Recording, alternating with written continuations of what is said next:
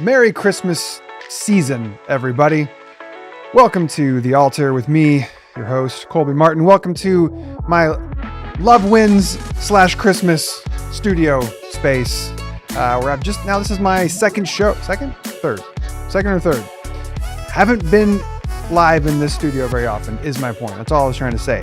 So glad that you are with us here today on the show, whether you're watching live on the YouTube or the Facebooks, or I'm actually even live on Twitter and Twitch, but I don't think I have a presence on Twitter and Twitch.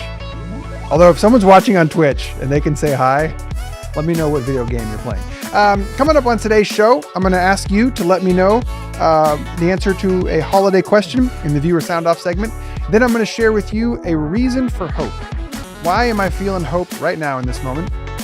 Then I'm going to do a little bit more of my responding to some of the criticisms and the questions that I get when I do YouTube videos with more conservative evangelical folk. Then we're going to have an altar call. And that is the segment that I do when I invite us all to a space of change and transformation. And today it's going to be a quick word about incarnation. And then finally, the meat of our show is going to be with a new special guest. Well, he's new to me. I imagine he's been in existence for quite a while now, but new to me, Greg Mason. And I can't wait to talk to him about why it is that he's one of my favorite follows on Twitter. All that and more coming up on the altar. Glad you're here. Let's do it.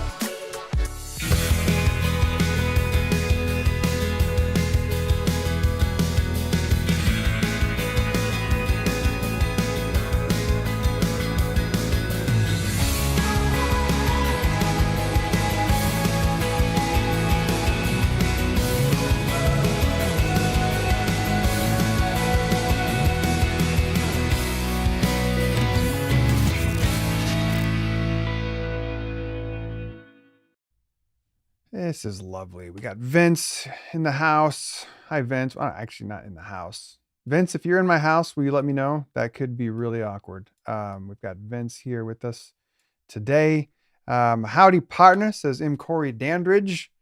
Good to see you, Corey. Paul Lee, hello. Brooke Pressman, welcome back. Tim Northrup got to hang out. Glad to have you here, Tim. Sounds like it's maybe not the best of reasons why you're available on a Wednesday afternoon, but the lemonade of being able to hang out this afternoon maybe is something. My mom says hi. Heart, Christmas tree heart. Hi, Mom. Glad you're watching. What are you watching for? Aren't you at work? I'm just kidding. You don't have to answer that. You don't have to reveal any private information on this show here. I'm the one that does that, overshares. Brooke Pressman just caught up with last week's episode. Awesome. Well, glad to have you here live. Am I on Stitcher? I am not on Stitcher personally.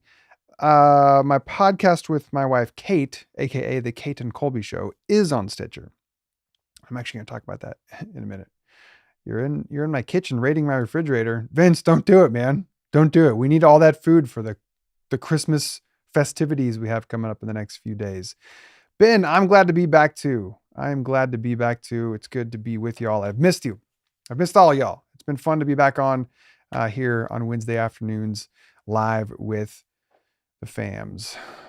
Hey, let me know the answer to the following question in a segment I call Viewer Sound Off.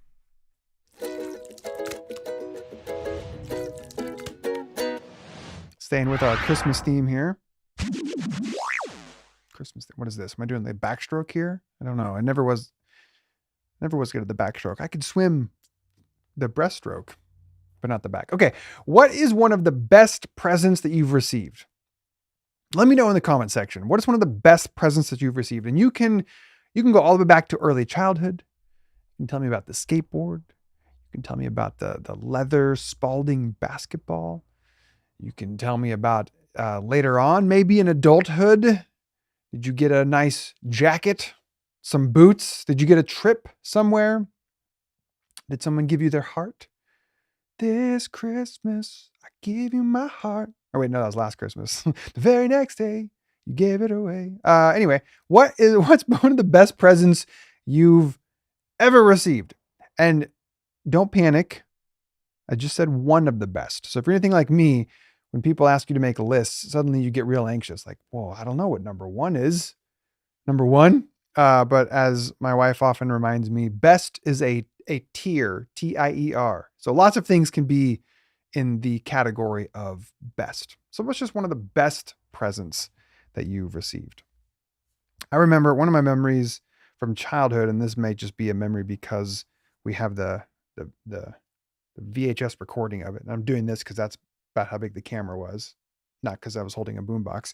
But we have recording of my brothers and I opening. It was called the Hall of Justice, and it was like um, it was for action figures, for like Justice League action figures, Superman, Batman, and the Hall of Justice was like this gigantic. It opened up this. What am I trying to say? Like um, a place where they hung out. What is it called? For a villain, it's a lair. The villain's lair. What's it called for like the superheroes? Their hangout space. I don't know, but it was called the Hall of Justice. And I guess me and my brothers were really excited about that. So I have that memory of one of the best presents that I've received. Um, anyway, what about you? What's one of the best presents that you've received? Redefine coming in hot with Justin Bieber concert tickets. That's a great answer. I would also like that present. Shane, what's up, Shane? Shane says, my Xbox got me through the pandemic, parentheses, so far. I'd say you're doing great, buddy. Which Xbox is it? The original, the OG? I've got that sitting in a box over there with Halo and maybe a couple other games. Or is it, what's the newest one? Xbox One, right? Is 360? I don't know. I got out of the video game world a while back. I kind of miss it. What do we got? My mom says Logan, which is my younger brother, singing "Oh Holy Night." Well, that's a lovely gift. The year that I went to Stagecoach. Sounds fun, Paul. Mike got a new bike when he was 10. Can't remember being more excited about a present, right? Or something about those memories of being a kid and being super stoked about a present. A wig that looks like David Bowie's long, beautiful hair in the movie Labyrinth. That's fun, Vince. Vince, can I tell you a quick story about David Bowie? And if you really like David Bowie, then you might not like my story. And it's not that great of a story. I should just get to it.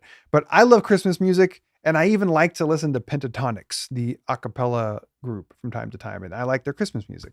My wife doesn't like Christmas music, nor does she really care for a cappella music. So the other day in the car, I put on some Pentatonics Christmas music, and after about 2 songs, she turns to me just very politely and very earnestly says, "So can I ask you, like, so you enjoy this? Like, you actually like this thing that's happening, this music, this sound? Like, you really like this?" But the implication being, or are you just listening to it because it's the season or what? Like, do you really like this? And, yes, I do. I like Christmas music, and I have a certain threshold of enjoyment for a cappella music like Pentatonics. I can't listen to a lot of it, but for a short period of time, I really enjoy it. Then fast forward 2 days, and we're driving in the car, and this time Kate picks the music, and she picks a David Bowie playlist that she made on Spotify.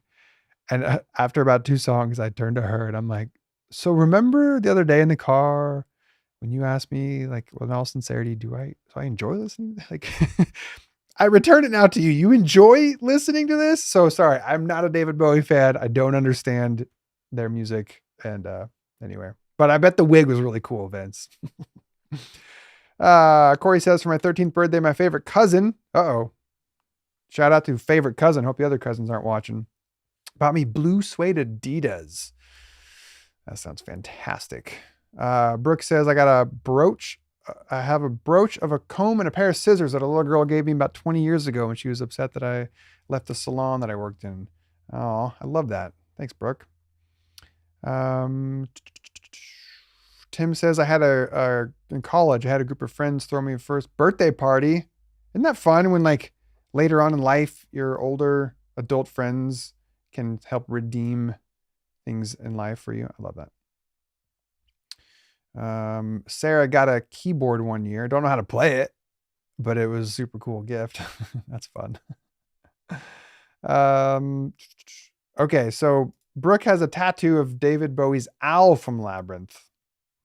That's cool. I can get behind that. But the David Bowie music is just, Vince says my wife has better taste in music than I do. Get out of here, Vince. I'm just kidding. You can stay. And maybe you're right. I don't know. David Bowie and see, look, Brooke holds space for both of us. Yeah, but my wife probably does a better taste. I'm curious. Our guest today is a musician. I'm curious where Greg falls on the Christmas music spectrum. Question 1. Question 2, pentatonics and a cappella. How do you feel? And then question 3, David Bowie? Question mark. All right. Moving on. This has been Stephen Agrees with Vince. What's going on? This is my show, people. All right, let's get out of this segment.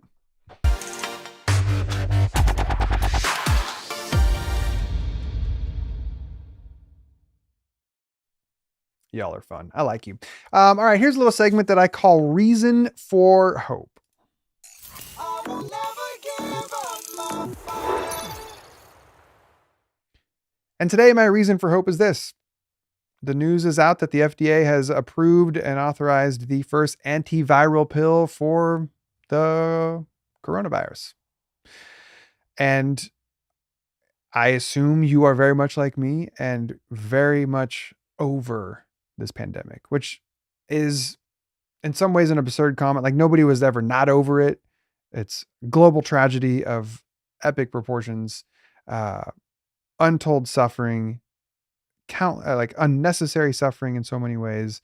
And after almost 2 years of it now, it's hard. It's hard to like keep sort of figuring out the new seasons, the new stages, the new phases, the one step forward, 2 steps back. Last week on the show, I talked about California instigating a 1 month mask mandate for indoors, and the appetite that people have for following mandates like that is completely disappeared. And then 2, the appetites that businesses have for like actually enforcing it.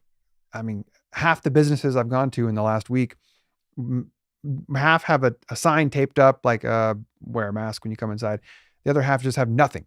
And the workers aren't wearing masks. Ain't nobody policing it. So people are just buying. And my wife was saying last night where there used to be this like highly politicized element to the masks. And you're like, oh, if you don't wear a mask, then you must be a Trumper. And then maybe made all these probably unfair, but maybe not altogether unrealistic connections about people. And now it's like, look, we're all just sick and tired of being sick and tired. Anyway, so I read this morning that the FDA, which not everybody puts the same stock in the FDA that some others do. I get it. But they look, we have a pill that we are now able to give people so that hopefully they don't have to go to the hospital and get that sort of drug help assistance at a hospital. They can get it at home. I continue to be amazed at the way in which humanity is pulling together our resources and our insight and our intelligence and our research to try and figure out how to get a freaking vaccine to market in record time, how to get it distributed, which that's had, some degree of success. And now there's a pill that hopefully I don't know. I'm hopeful. If for no other reason, I just need something to be hopeful about because this damn pandemic is just it's ruthless in its capacity for chaos and suffering and damage. And I'm just hopeful. I'm hopeful now that we've got a pill that hopefully can help continue to offset some of the pain and the harm that this damn thing has caused. So that's exciting news. I hope that it gives you a little bump in your day as well as it has given mine. If you need another bump in your day, might I suggest you check out the Kate and Colby Show. I mentioned it earlier in the show. The Kate and Colby Show is a podcast that my wife and I do. We've been doing it for like 3 years now.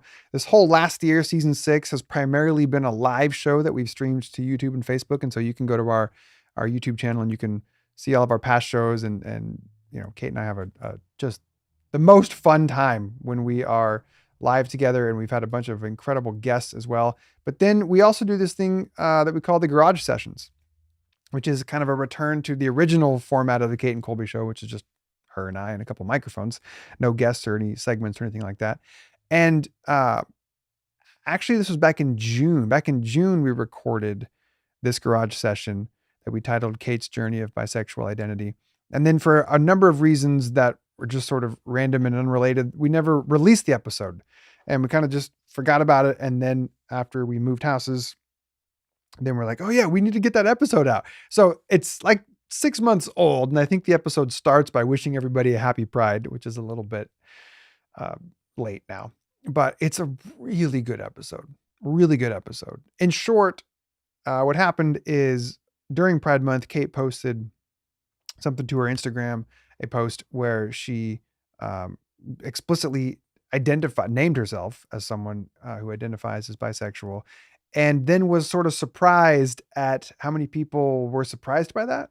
Like, oh, wait, what? That's an identity you take for yourself? And then Kate was kind of surprised that they're surprised. Like, wait, how did you not already know that about me? And then I was surprised that Kate's surprised. Like, babe, you've never really like explicitly made this known. And so that's what we kind of talked about, that whole phenomenon of when you live your insides on the outsides in a way that seems maybe obvious and a given to you, but then something as um, something as intricate and maybe nuanced as a person's sexual identity, like if you don't explicitly name it, then it may not, like people may not know and may not make, certainly won't make some assumptions. So anyway, so it's a really good episode. I'd invite you to check it out wherever you get your podcasts, as long as it's Apple, Spotify, Stitcher, or Podbean. I don't know where else people listen to podcasts, but that's the platforms that we are on. But I think you'll really like the show. And then we just dropped another garage session episode on Monday of this week. What's the title of that one? Something like When Evangelicals Try and Tell You Your Why. And it gets into a little bit of the phenomenon as of late where as the movement of deconstructing evangelicals has grown over the last couple of years, now it's reached a tipping point where folks on the conservative evangelical end of the spectrum are like, wait a minute, what's happening out there? What is this word? What is this term? And now you have all these evangelical leaders that are telling people why they're deconstructing. Oh, well, here's why people are doing this. And Kate and I have some thoughts on that. So all that and more on the Kate and Colby Show. Again, check that out wherever you get your pods. All right. Hey, before I get to my special guest, I want to go back to do it a little bit more follow-up thoughts on this conversation I had with Sean McDowell a couple weeks ago on his YouTube page. So Sean is a evangelical apologist, and he brought me on a show several months back to talk about progressive Christianity, and then he brought me back on to have a conversation around LGBTQ relationships in the Bible. And it's, I don't know what the number of views are. It's a lot. It's been viewed a lot of times, and not many views, or at least not many comments, are, on sympathetic to my perspective, which is fine. I mean, it's Sean's channel, and Sean is an evangelical apologist, so naturally his audience is going to be of that persuasion. Anyway, I've been thinking about that conversation and how it went, and specifically about some of the most common comments and points of criticism that have shown up in the comment section, which I, for usually a week or two after I do something like this, I'll peruse the comment section and I'll respond occasionally if people have questions that they're asking in earnest, not like the snarky, like on, you can generally tell when someone really is asking a question and when they're just like, oh, well, what, ignore all that crap. But if somebody's legitimately asking something, I'll respond. And then other times I'll respond when somebody is especially mean or cruel, and I'll just respond and be like, hey, do you have any consideration for how me reading that would feel? Because I'm a real person here and I see this. And so sometimes I'll like hold up a mirror to them. And every once in a while that actually has an effect, and they come back and they apologize. Like, yeah, you know what? You're right. That was really rude. I'm sorry. So anyway, so like last week on the show, I responded a bit to people's frustration in me that I don't use more of the Bible in these conversations. That in their mind, Sean clearly has the better argument because he quoted a Bible verse, and because I don't quote Bible verses, therefore I must not be a reasonable a reasonable perspective. And so that was last week. I responded to a bit of that. And then today, probably the second common criticism that I get is people will comment on how I just kind of ramble on and don't make sense. So Sean or someone in Sean's position will ask me a question and I will attempt to respond. And in my response, it turns into sort of a long-winded ramble for many people that doesn't really make any sense. And all I want to say about that is, yeah, you're not wrong. You're not wrong. My life motto has been, why use 10 words when 50 will do? So I have always been gratuitously long-winded. I spend way more time getting to the point than I need. I practice redundancy like it's going out of style. I will just cycle around and say a thing multiple times, not always even aware of it. In fact, one time I was taking one of those like online IQ tests, not the real ones, but just like some sort of weird test thing. And one of the sections was they'd give you a sentence and then they would say, now cross out the redundant part in the sentence. And I promise you, I would read these sentences and I wouldn't see it. I'm like, wait, which part's redundant? And then I would click, show me the answer and it would show. I'm like, oh, I get it. I guess, yeah, you didn't really need that word. It's kind of repeating that other word. But for whatever reason, my brain just sort of naturally repeats itself and sort of naturally isn't aware of how I do that. So, yes, I ramble and I often don't make a lot of sense to people that think very, very different than me. And the point I want to make with this is, I think, twofold. One is to say that I think the reason why I want to respond to this is because what ends up happening in the people who have this comment and like, oh, the guy's just rambling, does not make any sense. Then it gets extrapolated into, therefore, then it becomes a character attack. Therefore, he must be a liar. He must be covering up something. Clearly he's deceived because listen to him. He can't just give an answer. And on one hand, I get that. I get that impulse. I've had that impulse in myself, especially when watching, for instance, things like presidential debates and one of the candidates just rambles on and doesn't make any sense. It is a fairly common go-to to be like, oh, well, then that person is shady because they can't just answer the question. And I suppose maybe sometimes that is the case. For me, it's like I said, partly it's my personality, partly it's just the way that I talk, partly it's the fact that it's a little bit nerve-wracking to be on another person's channel with hundreds of people watching live. So you're performing live to hundreds of people that are not favorable toward you. Like it wasn't a friendly audience. I mean, they were kind and respectful for the most part, but I was trying to walk a dance of being respectful to the host, being committed to my core convictions and values, and practicing charity in all things. So yeah, I suppose there's some scenario where I could have just come right out and thrown some right hooks and left hooks and been a bit more direct. But I guess that wasn't necessarily the posture that I wanted to show up with. So anyway, yeah, people don't like how much I ramble and don't make sense. And I can understand that. I hope it doesn't therefore mean that I'm a bad person or a questionable person, which actually people do think, and that's fine. Really, I don't even need to defend that. It's more, what I'm doing is hopefully less defensive work and more just using these as a point of conversation to share more about these things that come up. And then the other thing I wanted to say, which is related to that, is that people really, really don't like that I don't answer questions more directly. And at one point in the conversation, I tried to make a joke about that, where somebody said, you never answer this question straight. And I tried to make like a straight questions, like, yeah, I don't want to, like, I'm not here to it's not all about straight. It's about the queer folk. But the joke I didn't have it well formulated and it didn't work at all. It was a wordplay fail. But the thing I want to say about this is part of why I can't answer questions as directly as I think many of the evangelical crowd want me to is because that's just not the game that I play. Or another way to say it is I play a game that has different rules and has different purposes and different values to it.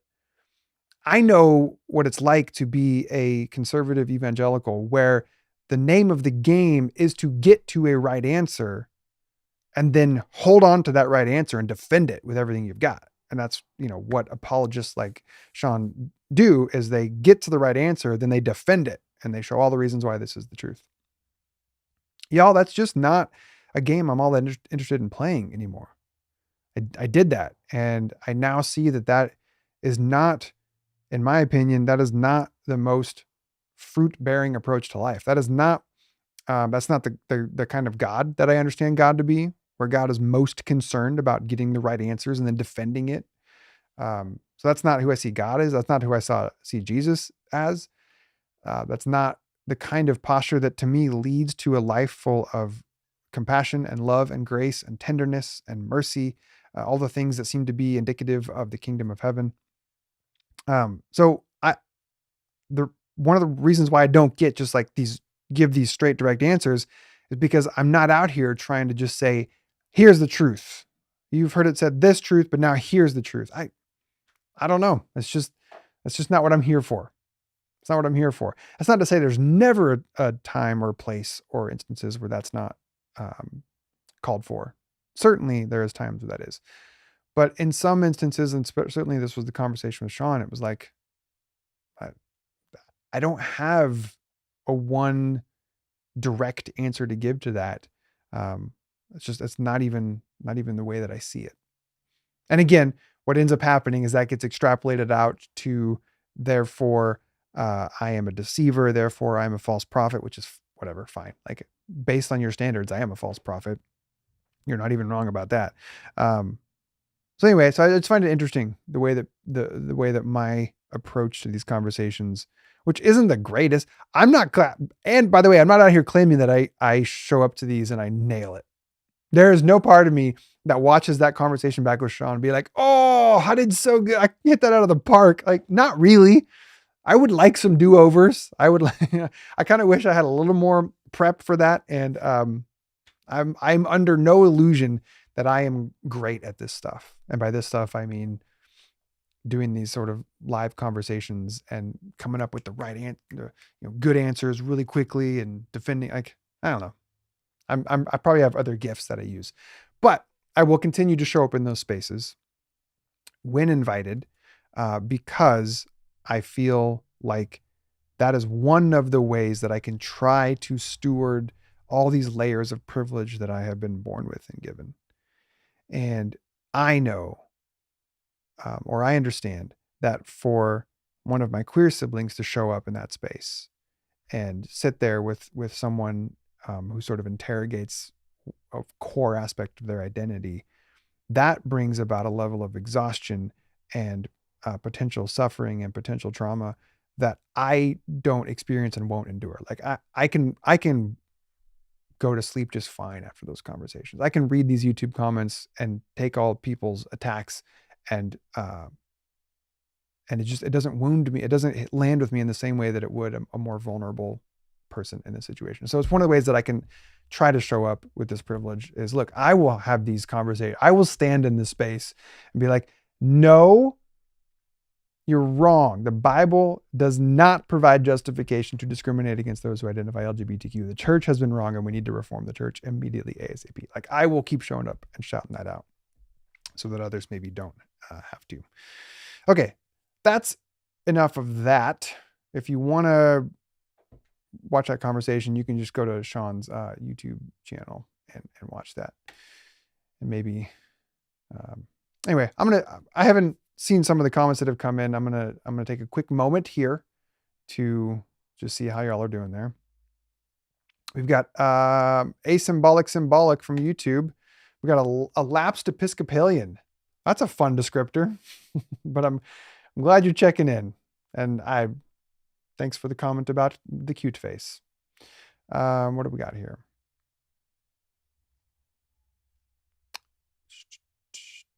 Oh, Junior, I haven't seen you in a while.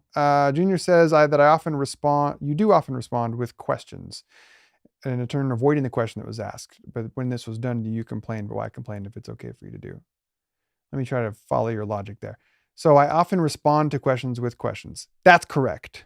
I got that from Jesus, WWJD.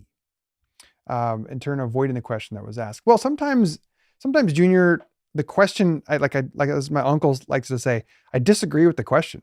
Some questions don't even deserve a response, or some questions I can't legitimately respond to because I disagree with the fundamental premise or the aspect of the question. So sometimes that's why I don't respond to questions, or I respond with a question.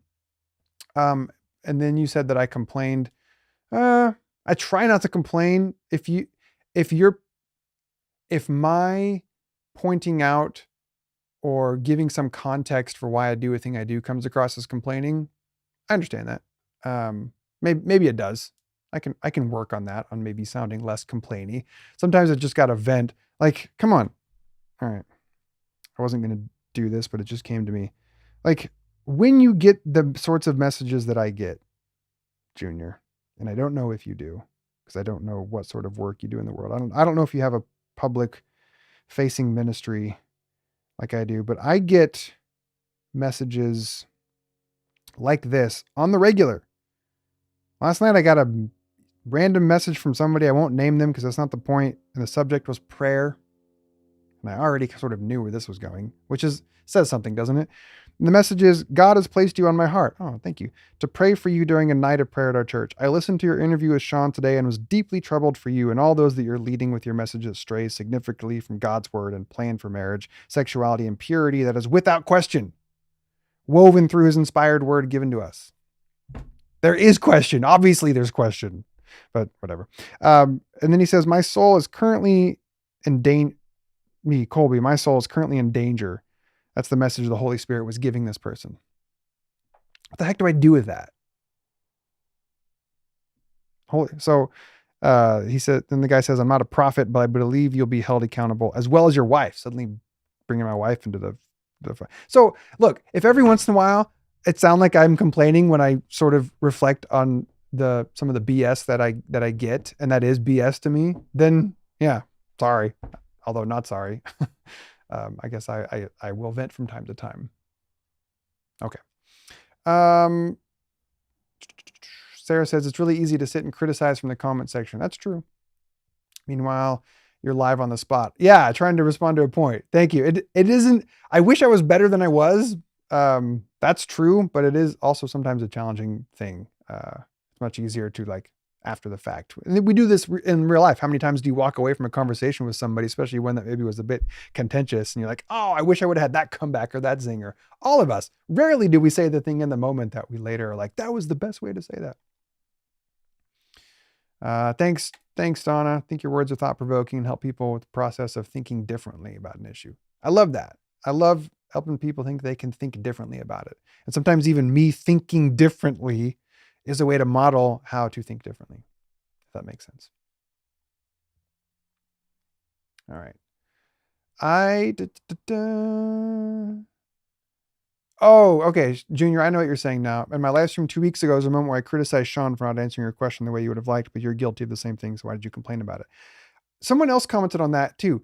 Let me try to offer some clarification on that, Junior. I don't mind when people criticize me for not answering the question. So the fact that I just spent 10 minutes of my show addressing it is not me saying that they shouldn't have done it. It's not me saying like that they're wrong for like being frustrated that I didn't answer the question. If you were listening, then you heard me say like, yeah, that makes sense. I understand that. So I try to hold space for, yeah, you didn't like how I answered the question. That frustrated you. I understand it. And let me offer this. So for me to then also say, if Sean frustrated that he didn't answer the question, I don't know. I don't see how I'm being hypocritical in that. You know what I mean? Like I'm fine with other people doing it and I'm fine with me doing it. So I feel like you're trying to get me on a gotcha and I don't feel got because I don't people can be frustrated at me when I don't answer a question. You know what I mean? I hope that makes sense. Okay, I'm going to move away from this segment with a little transition video.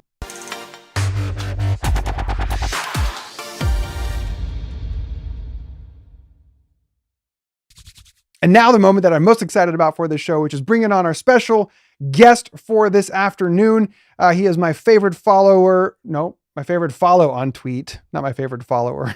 Although, hey, I don't know. I don't know if I have a favorite follower. So Greg, if you want to be it, you can. But would you welcome to the show, everybody, Mr. Greg Mason.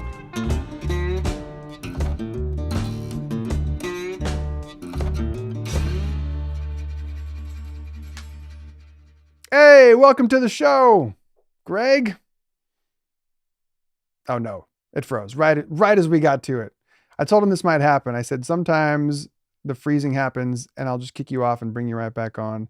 So 3, 2, 1. All right. Come back, Greg. Come back. I'm going to text him too real quick.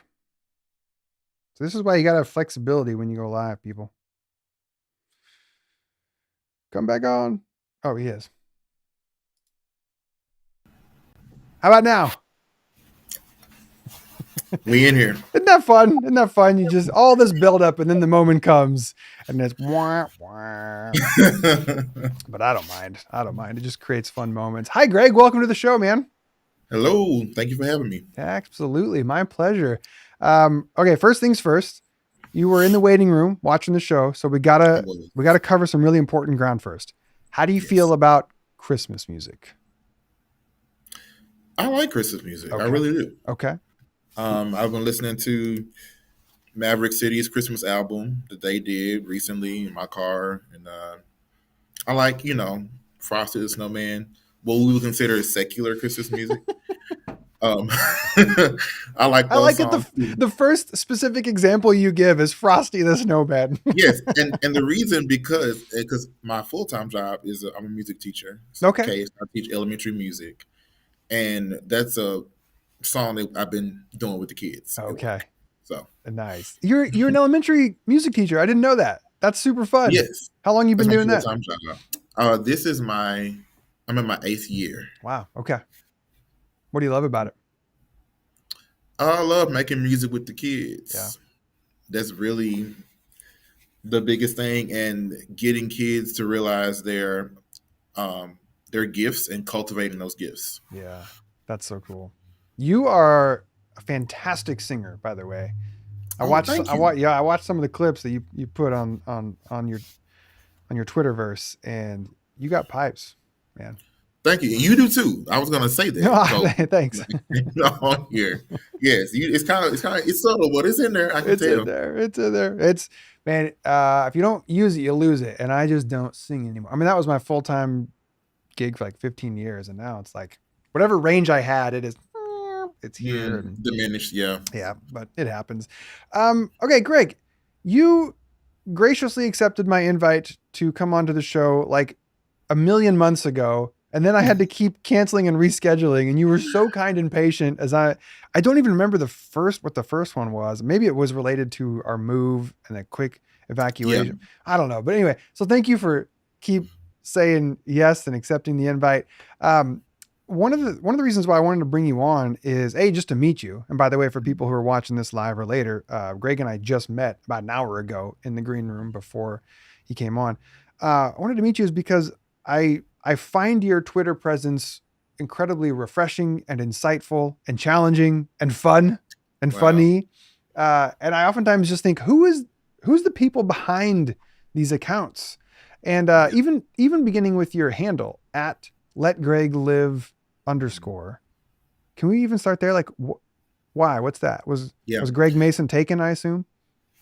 Well, so for a long time on all my social media, it was Music Geek for Jesus. I like where this story's going. Go on. Like that was on everything. Like even on Facebook, I would have that in the middle of my Gregory Music Geek for Jesus message. So it was like, oh my gosh, that's great. And I came to a point, I think people do this. I think people make changes on social media when they have like life shifts and like paradigm shifts. So like I just came to a place to where I realized like people had so many expectations of me, and I was just like, I just want to live my life, Yeah. And so I was just like, let Greg live, and like that, and people noticed, Let Greg when I live. made that Okay. change. But that's Okay. where that came from. Okay. I guess it was sort of an act of resistance, if you will. Okay. That's where it came from. I love it. Can we dig into that story a little bit? That shift, that transformation. Like, where? How did you grow up? So I grew up in a CME church. My Okay. dad is a CME pastor, Mm-hmm. and being a PK, all that comes with that, and the expectations that are placed on you simply by being the pastor's Yeah. kid. And I was the only child. I am the only child, so that added an extra layer of stress. Yeah. But Did you like? Were there parts of it that you enjoyed looking back? um, I mean, no, not in particular. Okay. It was. I mean, it was Yeah. just a role that I had to play. Yeah. Like I just had to play the role of being the pastor's kid. Um, but I did. I served faithfully in the church where he was the pastor. And then the church I grew up in the denomination that I grew up in, pastors get moved around from, it could be city to city or church to church.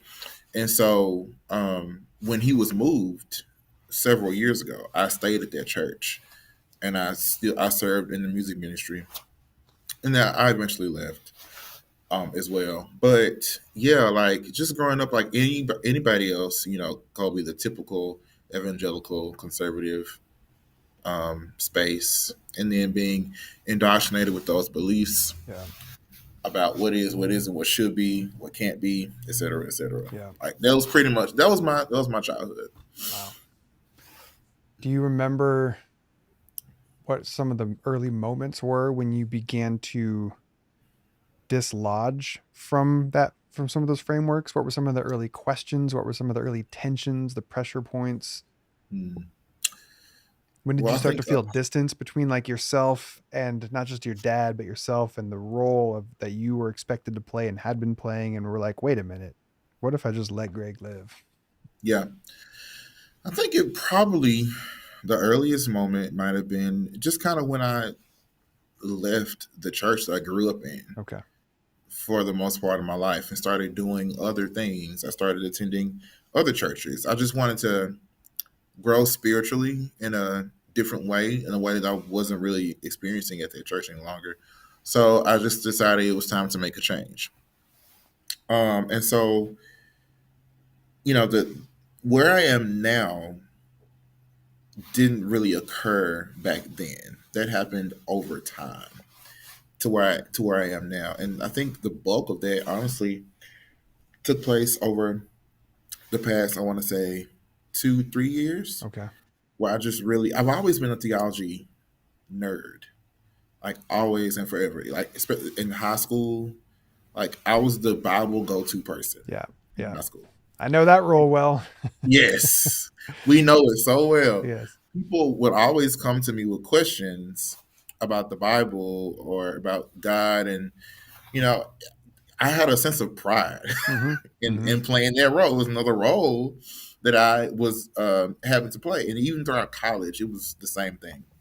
Um, but yeah, I just started studying and reading, talking to different people, and I realized that what I have been given is not necessarily the only way to see a thing. Yeah.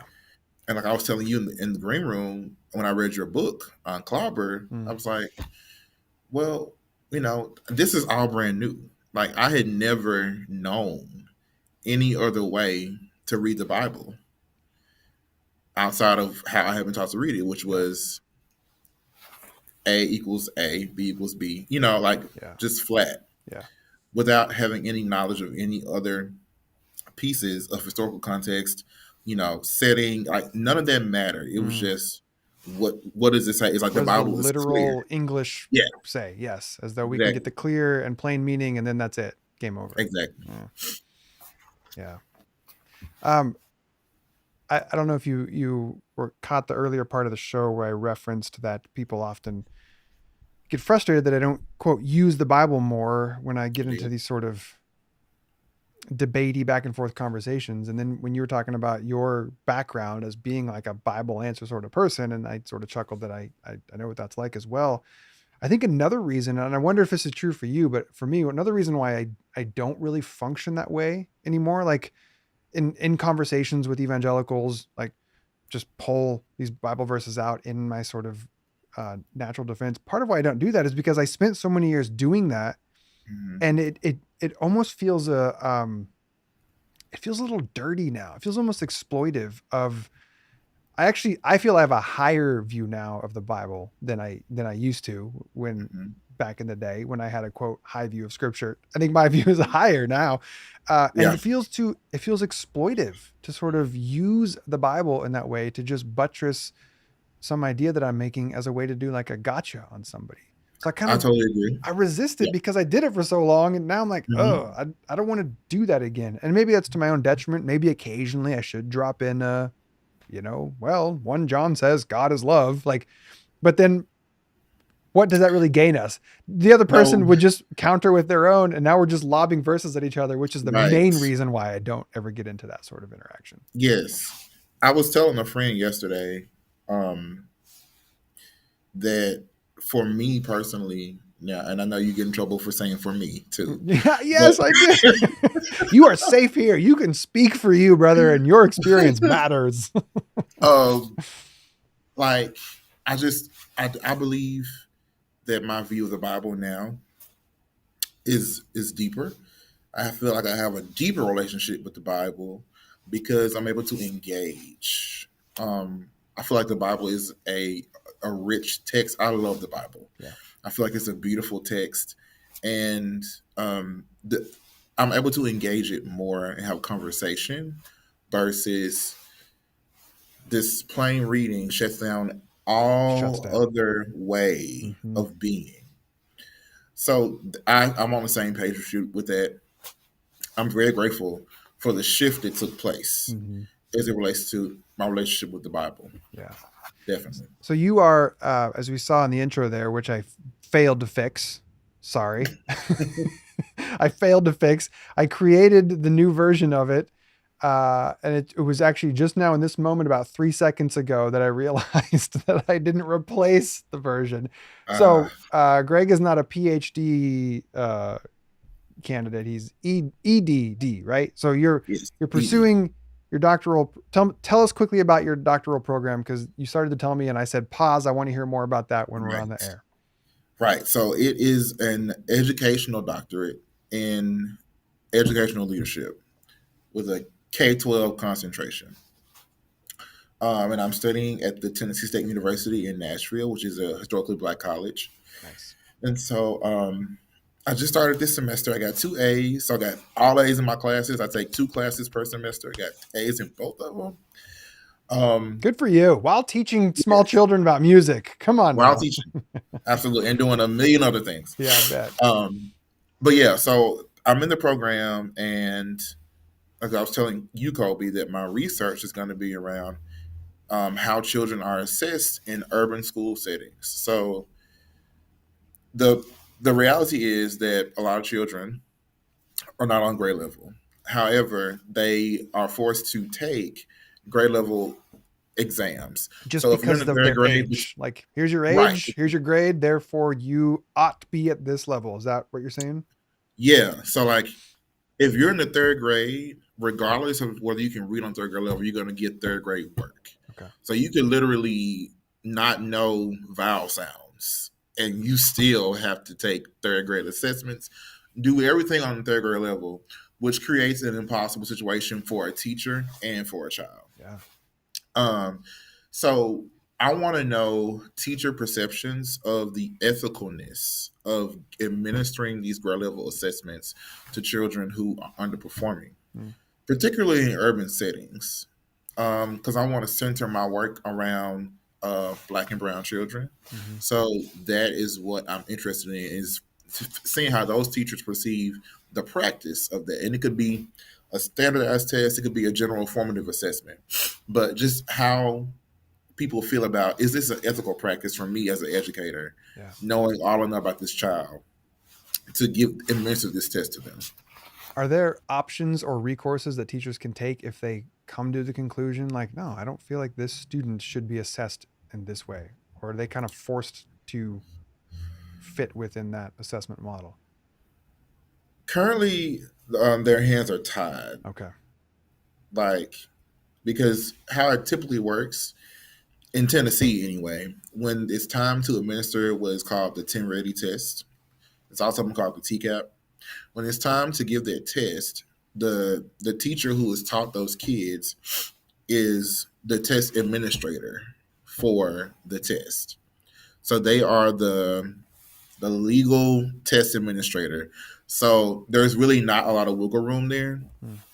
They just kind of have to do it unless they don't come to work that day.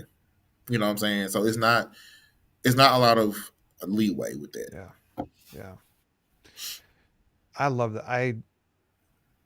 I love what you're doing. I hope that your work in conjunction with others can lead to some substantive systemic change in our education. Because my wife and I, we have 4 kids, and we have made the choice multiple times in the last decade or so to do different variations of homeschool and unschool, um, not for like what people often think, right? Like, oh, your pastor is homeschooling your kids, therefore you must be against evolution. Like, no, it's No, more just that that forcing kids through these standardized assessments, and everybody sort of has to learn under this style.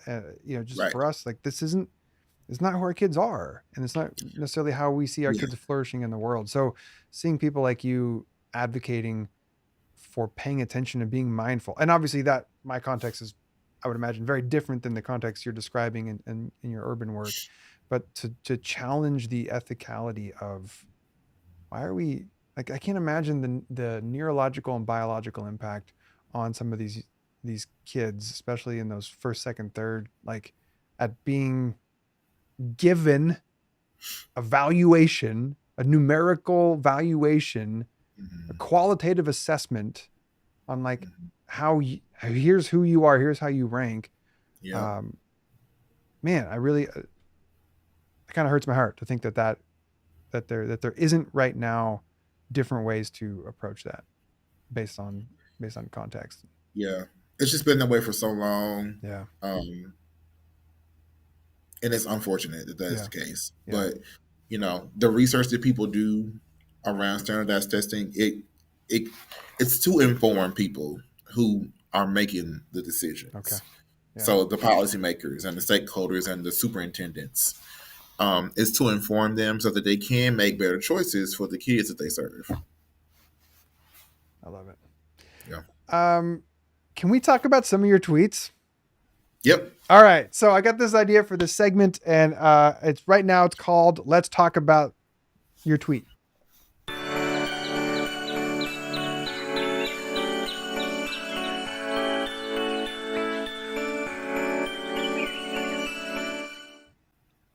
And I love my little bumper videos, so I make little I do videos for too. Very everything. creative. Very Thank you, creative. thank you. Although I think I missed the underscore because it's at Let Gray Live underscore. And so pay attention to the thing down in the bottom corner, people, not that video that I just played because I missed the underscore. Right? Because the underscore is needed, correct? Yeah, you can probably still find me, but yeah. Okay, that's true. I'm gonna look. Who is at Let Greg Live without the underscore?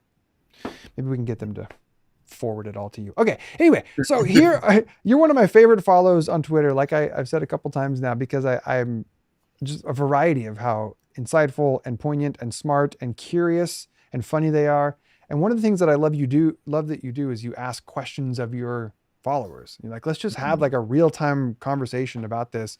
And it is, as I read it, one of those kind of needlings, but in a respectful and curious way, needlings of some of conservative Christianity's unchallenged assumptions and ideas. Mhm. The thing, like you talk about the flat reading of the Bible, Mhm. you come along and you're like, what if we added some depth and some nuance and some interest and some color to this otherwise very uninteresting way of going about it?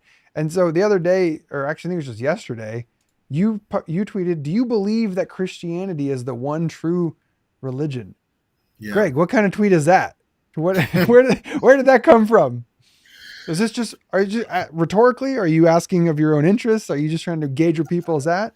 What do You you know, believe? And you don't have to share what you believe, by the way. yeah, You can pivot. no, and I tend not to share what I believe because I want people to think for themselves. Sure. Yeah. But I do, I ask the question. It's a question I think about often. Mm. Um, I'm grateful for people in my community I can go to and have these conversations with, whether it be my dad or pastors at my church. Um, but I asked this question because I was sitting with some knowledge I had gained about Christian supremacy. Mm. And so I have been reading a book about religious diversity in America. The book is called The Sin of White Supremacy. And it's written by a woman. I can't recall her name right now. I think maybe Janine Fletcher, maybe. But in the book, she talks about Christian supremacy. And so I have been reading, Wikipedia pages, and not that Wikipedia is the most resourceful, but It's I've pretty just been helpful, though. reading. Yeah. It is very Yeah. helpful. I think the days are past where we can scoff at Wikipedia. I think they've shored up some of the things that made Yes, it an early question mark. But I agree. But yeah, I've just been thinking about this because of the fact that I know Christianity was not the first religion that was formed. yeah, Um, and so much of Christianity is informed by Judaism. Um, and even Jesus was a Jewish man. But it seems as though the fact that Jesus was Jewish is ignored yeah, sometimes in yeah, Christian spaces. It's like they acknowledge vocally that Jesus was Jewish, and that's totally it. yeah, Not considering what it means for him to be a Jewish man yeah. in that time period and what beliefs he held about God or anything else, the afterlife, and just reading different books about how Christians and Jews read the same passages differently. Mm, That's really informed my thoughts I about love that. Christianity being the one true religion. And so, yeah, I definitely Shane affirms that thank Janine you. Hill Fletcher is Yes, the author. so I was right on the money. Yes, Janine Fletcher is her name, and that book it gave me a lot of historical background for how we got to this point Yeah, where we have decided that Christianity is the one true religion. yeah, Um, and like the, the way that people frame it, because I sit with these questions. And I'm like, well, Moses was a Jew, mm-hmm. and Christians adhere to the Ten Commandments. So if you believe that God gave the Ten Commandments to a Jew, Moses, how is it that only within Christianity we find God? Mm-hmm. How is it that only within this faith that Jesus himself didn't even form? That's right. Jesus Like, was not a Christian. no, Yeah, Jesus was not a Christian. We don't even really get Christianity until, of course, our favorite apostle, yep, Paul. yep, And so I asked these questions. yeah, yeah. And I liked a lot of the commentary that I got. Most people were like, no. Most people, most people on their thread were like, no, Yeah, Christianity is not the one true religion. And you know, I continue to sit with it, and I yeah, question and yeah, converse with people about that. yeah. I think even the premise of the question that is there a one true religion, Exactly. right? Is like, well, are we gonna subscribe to the idea that God has foreordained that there would be one way in which all humans might have any capacity to know God? And Hmm. if so, is that one way going to be codified into what we call a religion? And if so, when is this pure version of the religion going to be granted to humanity? Because it's kind of demonic and abhorrent if God is going to operate in this way, for God to kind of withhold and be like, yeah, you don't get it yet. You don't get it yet. Yeah, Like there is only one roadmap. I ain't going to give it to you yet. No, no, no, no, no, no, no. Okay, now exactly. here comes Jesus. Ah, wait, wait, wait. Paul, okay, now you can have it. What about everybody Right. before? And look at the other way. What about everybody Yep. that lived in the same time but had no capacity for hearing about this 128? No, don't ask those. Like that Hmm. concept in and of itself. I remember me and my fellow college mates in Bible college, like questioning. Pretty common to ask your college professor, "What about people who never have heard or people who lived before?" And the Right. answers were never satisfying. But I didn't really care at that point because I Exactly. had the one true religion. So the questions that I asked out of curiosity were just sort of playful, like, oh, how interesting to think about every single human that has lived outside of this one narrow stream. What a fun academic exercise, but it doesn't really matter because I'm good, you know? Exactly. So, and in that way, I feel like it becomes a very selfish endeavor to hold this belief that I have access to God and no one else has access to God. Yeah.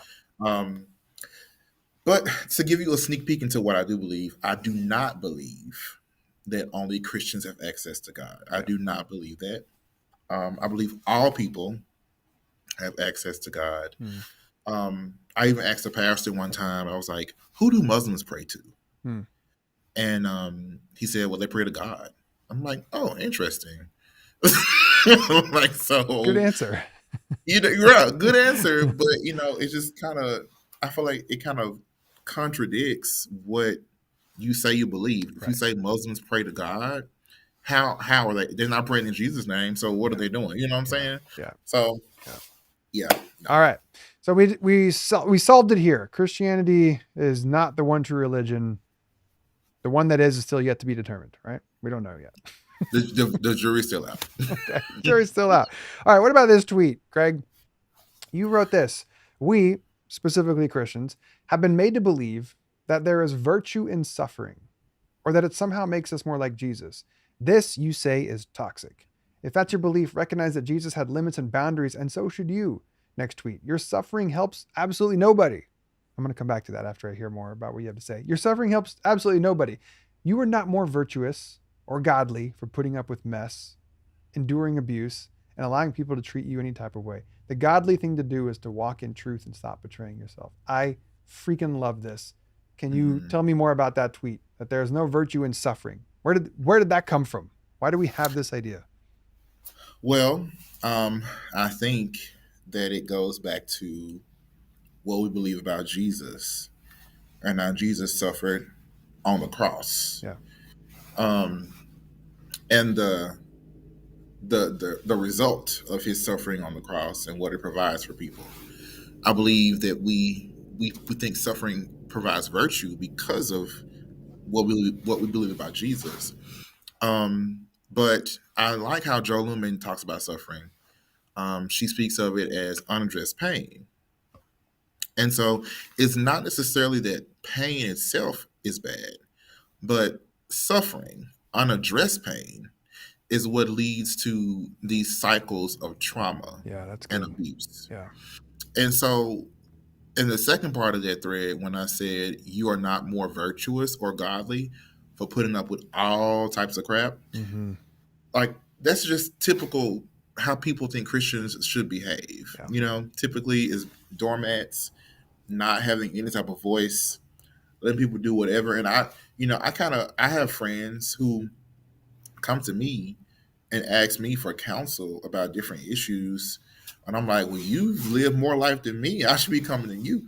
But the fact of the matter is that because of the views that I hold, they feel comfortable coming to me asking me questions. And so I do believe that pain has a place, Mm, pain has a purpose, but it's the ignoring of that pain.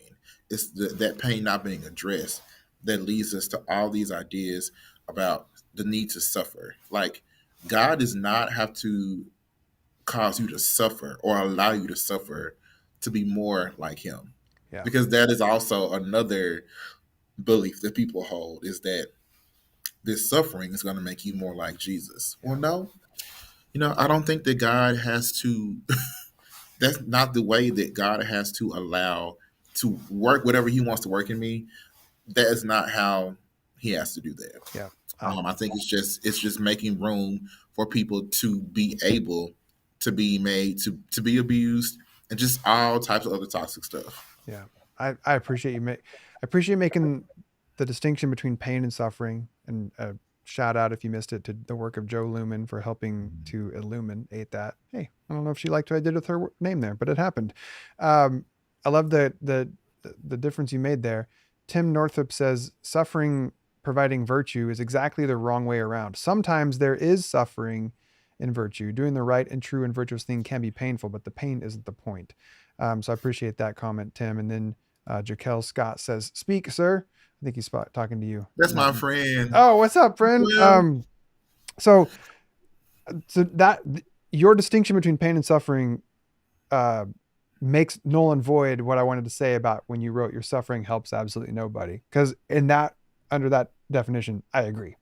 And then it sounded like you would agree that if you put pain in there, the fact that we go through pain can be of assets to other people when we work through it and process it and help sort of other people work through pain as well. But that's a different yes, point than the one that you're making.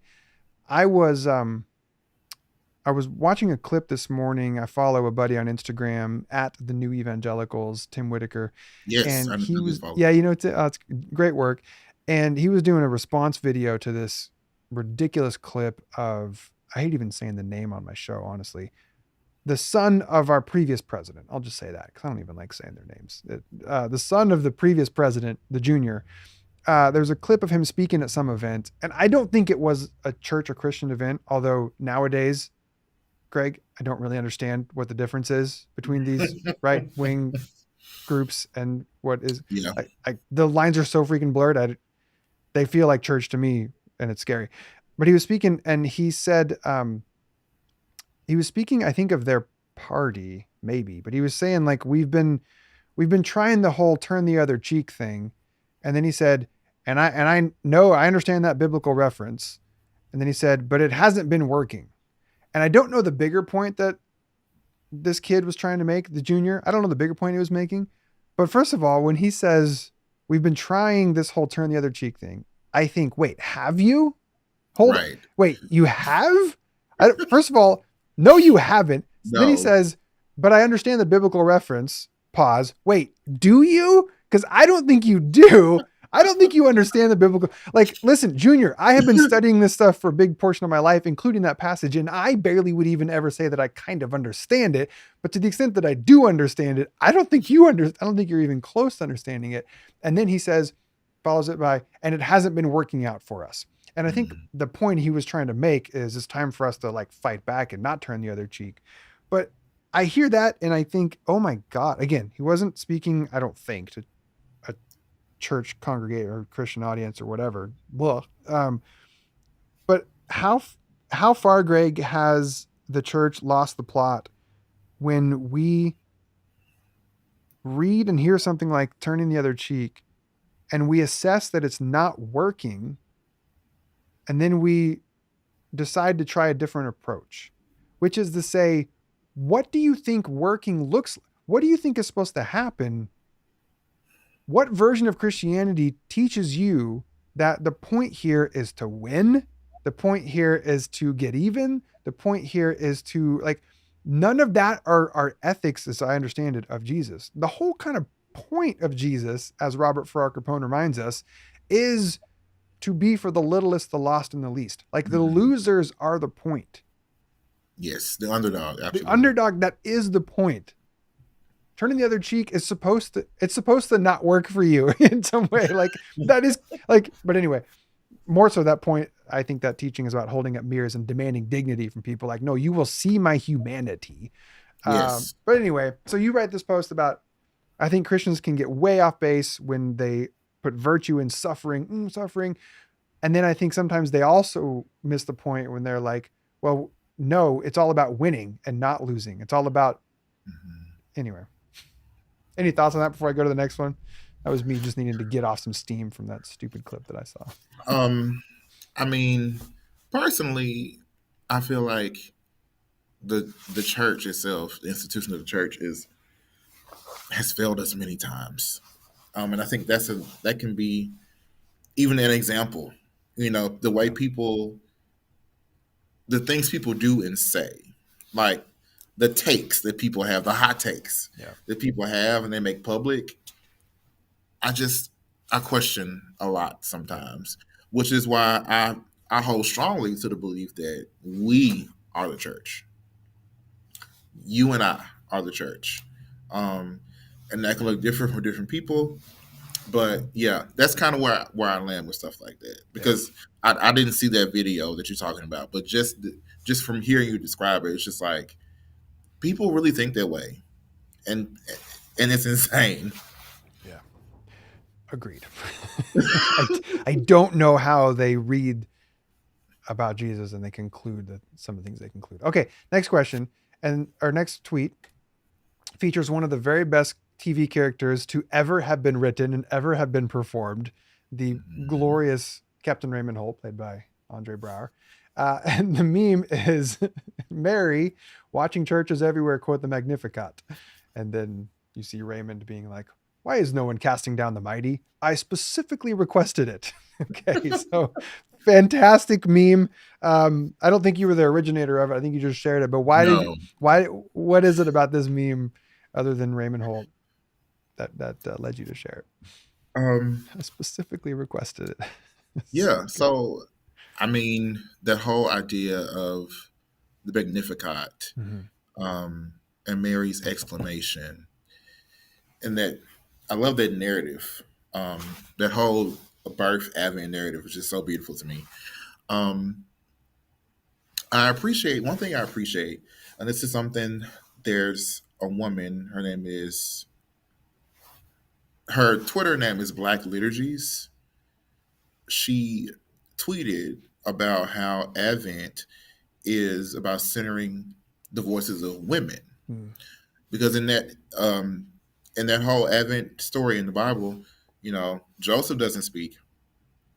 Zachariah's mouth has been shut. yeah. So now we have Mary and Elizabeth at the Those are center of not it. accidents. Right. Those are not accidents. So when I think about casting down the mighty, I think about dismantling the powerful and bringing up the Yep. marginalized. So that is exactly where my mind was when I tweeted that, because I think oftentimes we that is so not how we do church.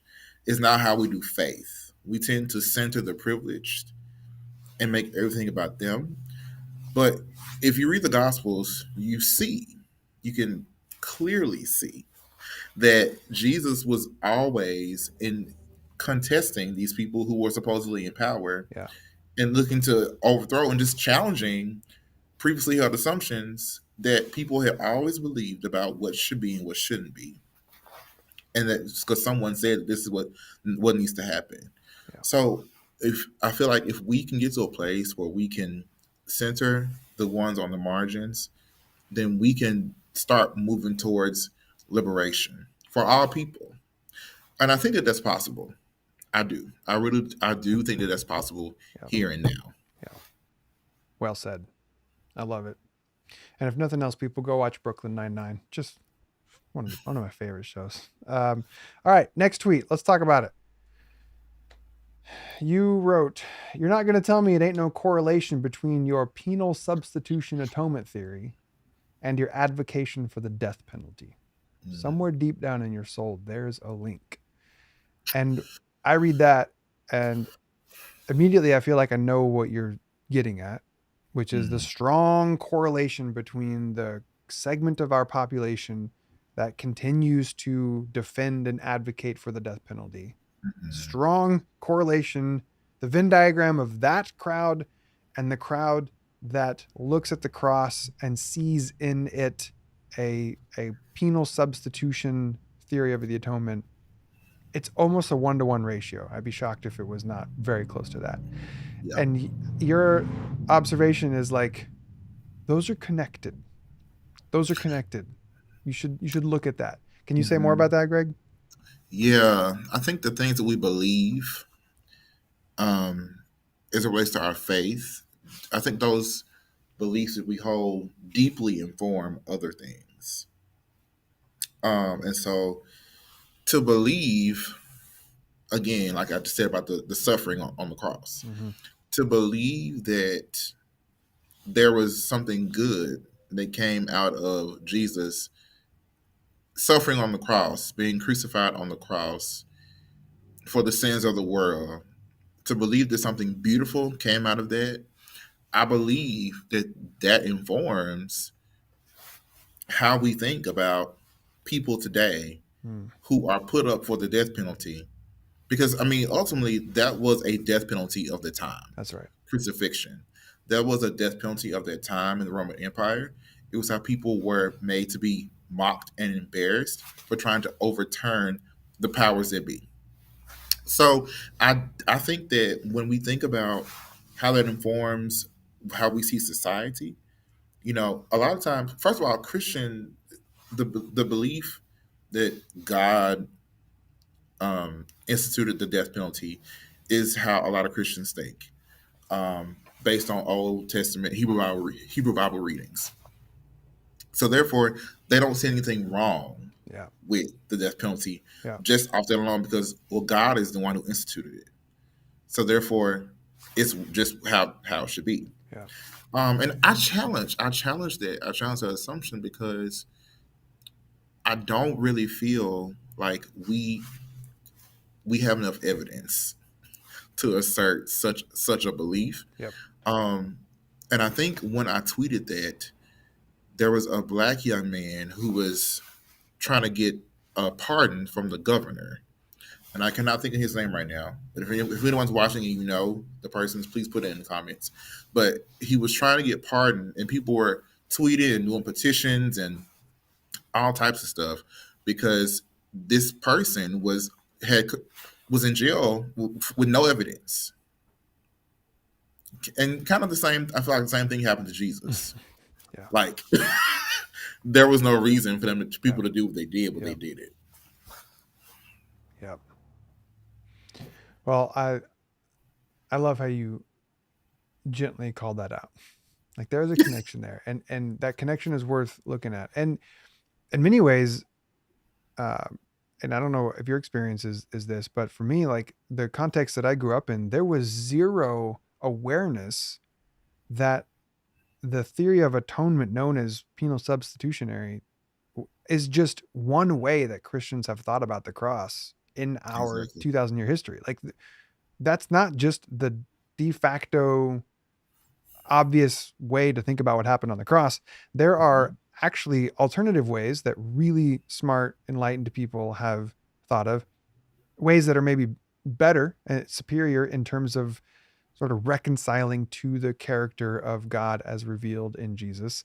Um, then yeah, so in many ways, it's like maybe you should, maybe it's worth reconsidering first of all what you think was happening on the cross, like Right. because I love how you're even pointing back to the I don't love it, but I love that you called it out, like defending the death penalty as something that was ordained by the divine.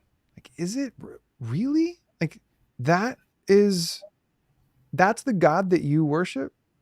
A God whose best idea for what to do with a quote unquote criminal is to just take their life? Oh, they they did a thing that was so bad, and then good gravy. Look at what some of those offenses in the Old Testament were that were qualifying for the death penalty. Like, Right. no offense, but that God sucks. That God 100%. sucks. You should not be worshiping that God, because what happens is we become what we worship. And if you worship that God, you're going to end up being a person who's like, oh, yeah, death penalty makes sense for that person. Hmm. No, no, Hmm. no. Hard pass. Okay, Greg, I've taken up so much of your time. Can I throw one more tweet at you? For sure. All right. Are you able to read it? It gets kind of small. Oh, that gets real small on your There screen. we go. But yes, I remember tweeting that. Okay. Yes. Can you read that thread? If, Yep. This past weekend, I led worship at the contemporary service my church has. We sang a hymn called There is Power in the Blood. Some of you may know it. It was a great service, and I received compliments on leading worship. When I made it home, I reflected on the words. While I was able to sing that song fervently, my mind went to the indigenous person and the enslaved Africans who were told they needed to be washed in the blood of Jesus because they were savages. I sat with that. I also sit with the fact that the hymns I love singing were used as tools to colonize enslaved Africans and strip them of everything about them that did not meet the white Christian standard. A part of my decolonizing for me means not glossing over these truths. I must hold them in tension. Yeah, that tension. Yeah. I read that tweet, and as much as I could, two dimensionally with a person that I didn't know, I could I could imagine that tension for you and in you and with you. Um, Yeah. Sitting with those Um, two things. yes. Because honestly, that last part about the him is being used to colonize, Yeah. I did not know that until probably 2 months ago when I visited the African American Music Museum in Nashville. I learned that then because I had no earthly idea that hymns were used for that purpose. I'm not saying that that's all hymns were about, but I had no idea that that is one of the ways that hymns were used. And so, I actually don't know what you're even. Yeah, can you share what you learned? yeah, just simply that the hymns were used in a way to the message, about being washed in the blood of the lamb. I'm not sure if this particular hymn was one of Sure. the ones that was Yeah. used, Yeah. but the hymns themselves were used to colonize, to convert people from Mm, their own ancestral faith or their own spirituality, to convert them to becoming Christians. mm. But this particular hymn, "There is power in the blood," a lot of hymns talk about the blood of Jesus and the cleansing power that it has. Um, but like I said, in my own journey of decolonizing my faith, I tend to think about the ones on the margins.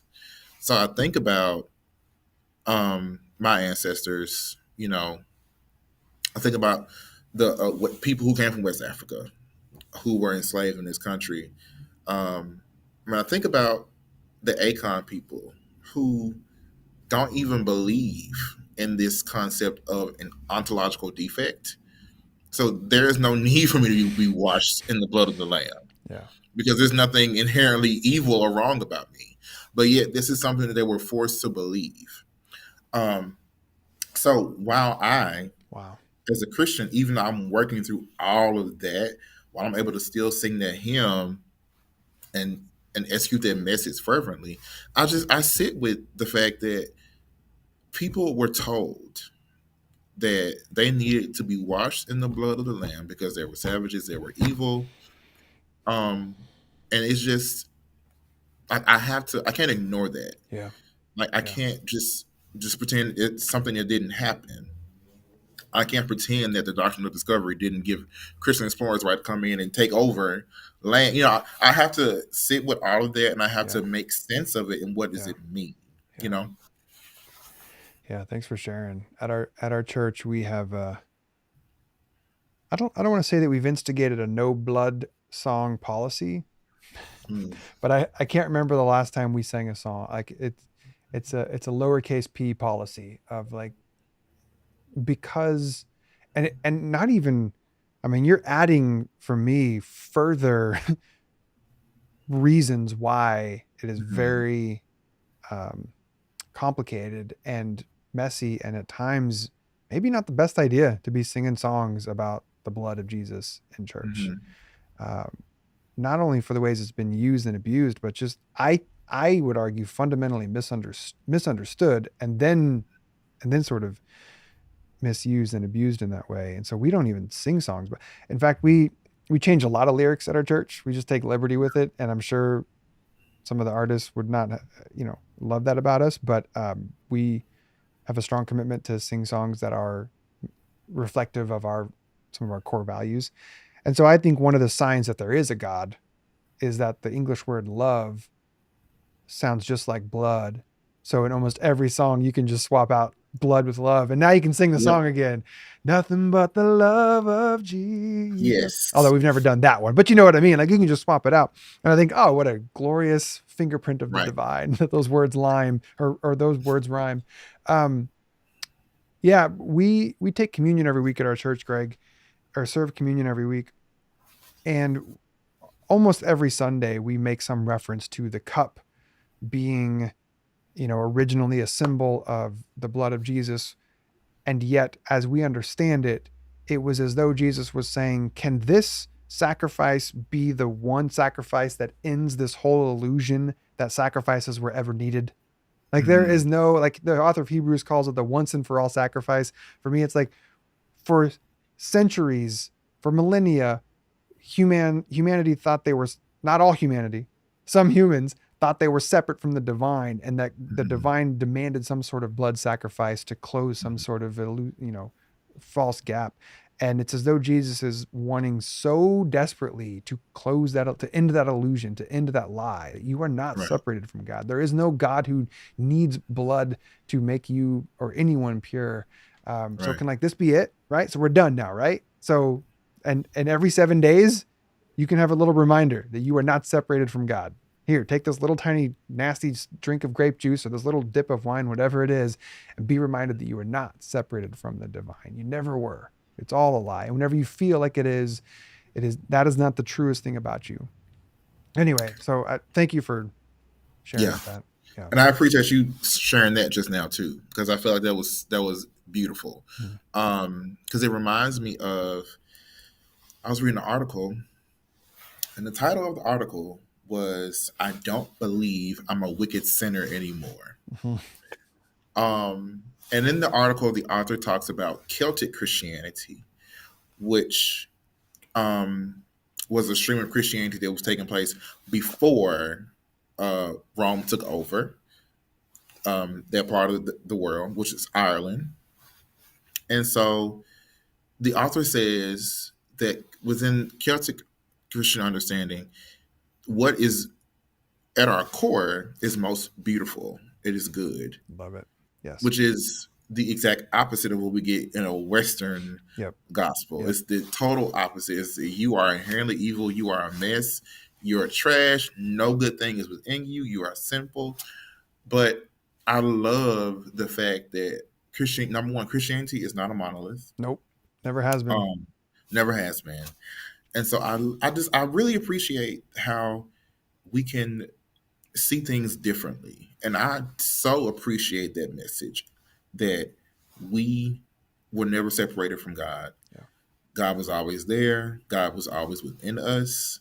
Like it's so beautiful having that understanding and letting go of that toxic belief that there's something inherently evil about us. Amen.